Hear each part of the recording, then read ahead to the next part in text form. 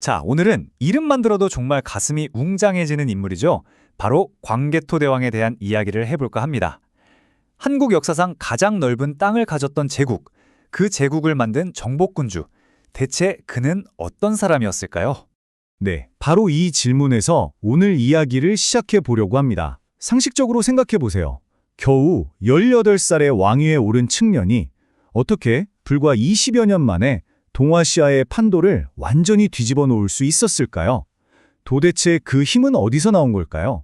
자, 지금부터 그 거대한 이야기 속으로 한번 들어가 보시죠. 자, 먼저 이 위대한 왕의 시작부터 보죠. 그의 본명은 담덕이었습니다. 시대는 4세기 말, 주변 정세가 아주 그냥 들끓던 시기였어요. 바로 그때 겨우 18의 나이로 고구려라는 거대한 배의 키를 잡게 됩니다. 재위 기간이 22년, 사실 역사적으로 보면 엄청 긴 시간은 아니잖아요? 그런데 그가 남긴 흔적은 그야말로 역사를 통째로 뒤흔들어 놨습니다. 왕이 되자마자 그가 뭘 했냐면요. 영락, 그러니까 영원한 즐거움이라는 연호를 선포합니다. 이게 왜 그렇게 중요하냐면 당시 동아시아 세계관에서는 오직 중국 황제만 연호를 쓸 수 있었거든요. 일종의 특권이었죠. 그런데 그걸 우리가 쓰겠다는 건 이제 우리 고구려도 너희 중국과 동등한 천하의 또 다른 중심이다. 이렇게 선언한 거나 마찬가지예요. 정말 어마어마한 자신감의 표현이었죠. 자, 그럼 그의 이야기 1막을 열어보겠습니다. 바로 정복자 광개토 대왕입니다. 그의 재위 기간은요, 정말이지 끊임없는 폭발적인 정복 전쟁의 연속이었습니다.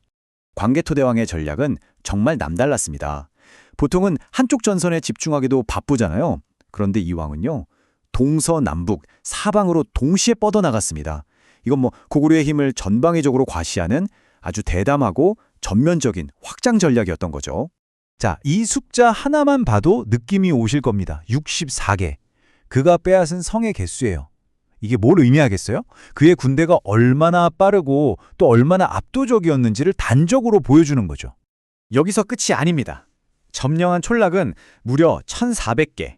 이건 그냥 주요 거점 몇 개를 차지한 게 아니란 뜻이죠. 그 광대한 지역 전체를 완전히 고구려의 지배 아래 두었다는 겁니다. 이 정도면 군사적으로 엄청난 성공이라고 밖에 할 수 없겠죠. 그의 전쟁이 얼마나 다각적이었는지 한번 보세요. 남쪽으로는 라이벌 백제를 굴복시켰죠. 서쪽으로는 만만치 않은 상대였던 후연을 격파하고 전략적 요충지인 요동을 차지했습니다. 그리고 북쪽과 동쪽으로는 여러 유목 부족들까지 모조리 복속시키면서 고구려의 영향력을 절대적인 것으로 만들어버렸습니다. 영원히 당신의 노객이 되겠습니다. 이게 누구의 말이냐면 바로 남쪽의 가장 큰 라이벌이었던 백제의 아신어왕이 직접 한 맹세입니다. 노객, 그러니까 사실상 신하가 되겠다는 거잖아요. 한나라의 왕이 이런 굴욕적인 약속을 할 정도였다니 당시 광개토 대왕의 힘이 얼마나 막강했는지 보여주는 정말 상징적인 장면이죠. 자, 이제 이야기의 2막으로 넘어가 볼까요? 광개토 대왕을 단순히 영토만 넓힌 정복자로만 보면 좀 곤란합니다.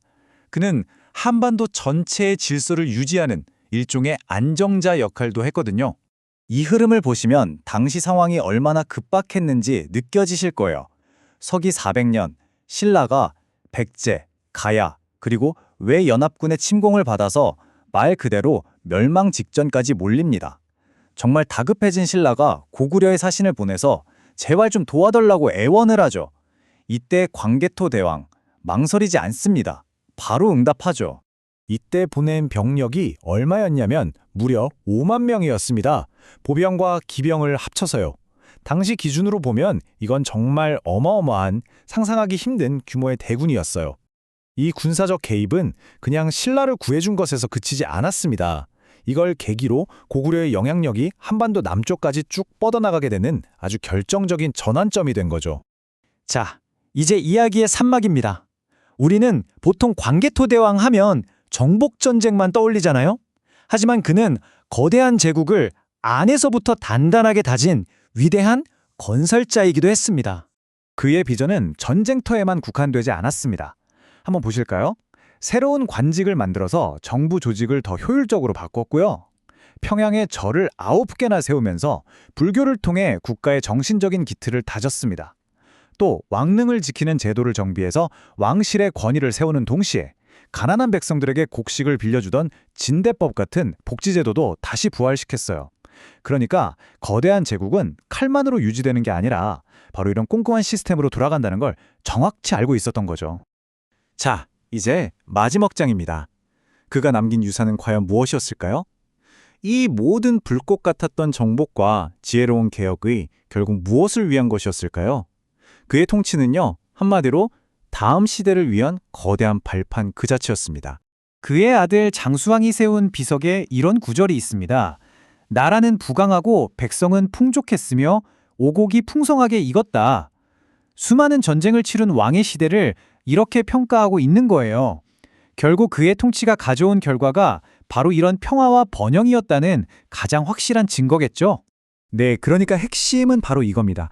광개토대왕이 정복과 개혁으로 그 누구도 넘볼 수 없는 단단한 토대를 만들어놨고 그의 아들 장수왕이 바로 그 튼튼한 기반 위에서 고구려 역사상 가장 빛나는 황금기를 열 수 있었던 거죠.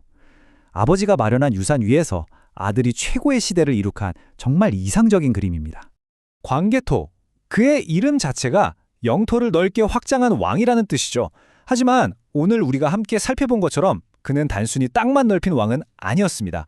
때로는 정복자였고 때로는 수호자였으며 또 동시에 위대한 건설자이기도 했죠. 여러분은 어떻게 생각하세요? 광개토 대왕은 단순한 정복자였을까요? 아니면 새로운 세계의 질서를 만든 설계자였을까요?